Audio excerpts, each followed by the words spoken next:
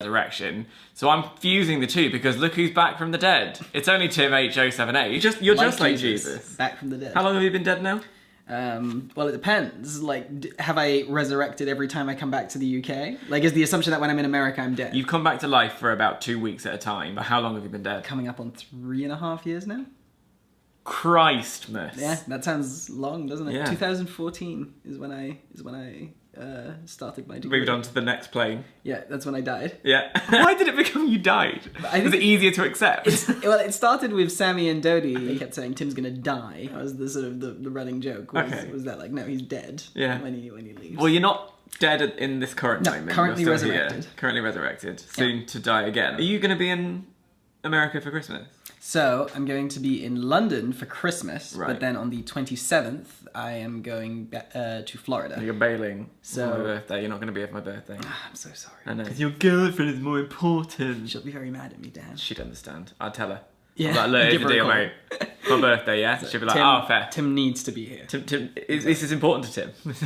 This means a lot to Tim. You're quite international. Belgian, English, quasi-American. For quite a while, New Year's has been a sort of English endeavour. Even when we lived in Belgium during my high school years, we would spend New Year's quite often in Yorkshire. Christmas genuinely kind of varies. Because your dad is Belgian, your mum is British, Yes. is that right? Yes. It's genuinely potluck. Sometimes our family Christmas gathering takes place in Belgium. Sometimes it takes place in London. The last 2 years it's been in London because my sister, who she works at Harrods, and she has quite an intense schedule. Yeah. A family like ours, you know, living in different parts of England, Belgium, and then me in the States, and then my dad actually works, at the moment he spends quite a bit of his time in Paris. Genuinely, Christmas is the only time that we get all 7 of us in the same house. Yeah. That's what it is, really, isn't it? Family. Family. Do you have family traditions? Do you have things that you do no matter where you are? There's a Secret Santa thing we do every year that my mum nice. organises. My dad's strange little tradition he likes to do with us is we always go go-karting. For Christmas? Festive go-karting? No matter where it takes place, whether it's Belgium, London, Yeah. Yorkshire, he'll find a go-karting thing. And it was a very big year when I, for the first time, came in second, because I used to come in, my older brother's better than I am. Right, He's okay. faster. For a while I was always behind my dad as well. But then recently, I'm just You took him over. Yeah. It's a huge thing when the dad finally loses to the son. That's like biblical. And then I stabbed him. Well, and no, took, that's... and took my place as the...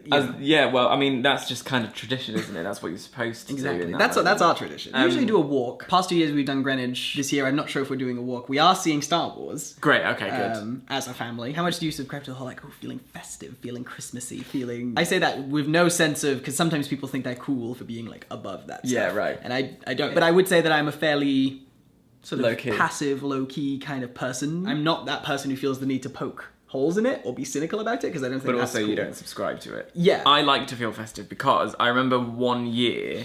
I just didn't. I think when you're at school, Christmas is a thing because you decorate your classroom and everyone gets excited because it's the last day before Christmas and then you go off. Whereas and also, when you're... for some reason, a break from school feels different from a break from work. You're right, there was always a finish of it's done, oh my god, we're gonna have a break and then we'll come back later on and it'll be fine. And then this first year that I wasn't working or at school or uni, I was like, oh, I don't feel festive. So I tried really hard since then to just sort of bring a bit of jolliness to my life. I like decorating the tree, I like playing the music. I like that kind of thing. There's certain comforts in certain, for instance, I do like that mulled wine's available and you're cold and you're having... Yeah. And I know it's the Michael McIntyre joke about we don't like it any other time of year. Yeah. But for some reason, when it's Christmas, we go, yep, I'm gonna have this wine that I would never order. Never drink. Yeah, that's kind of what a comfort is, isn't it? Yeah. That's what it's yeah. Yeah. It's like I said, I don't think cynicism...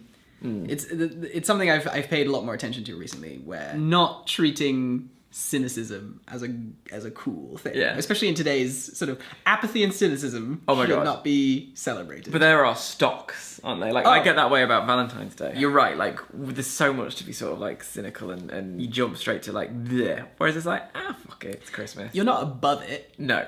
No one is, really. What if oh my god, look how bright I am. Can you just pull that over there, please, stage manager Jack? Where does it need to go, sorry? I get it. Good. Everything's fine. That's a lie. It's acid. Everything's It's fine. burning through the ground. It's just me now. Get that properly. Oh no.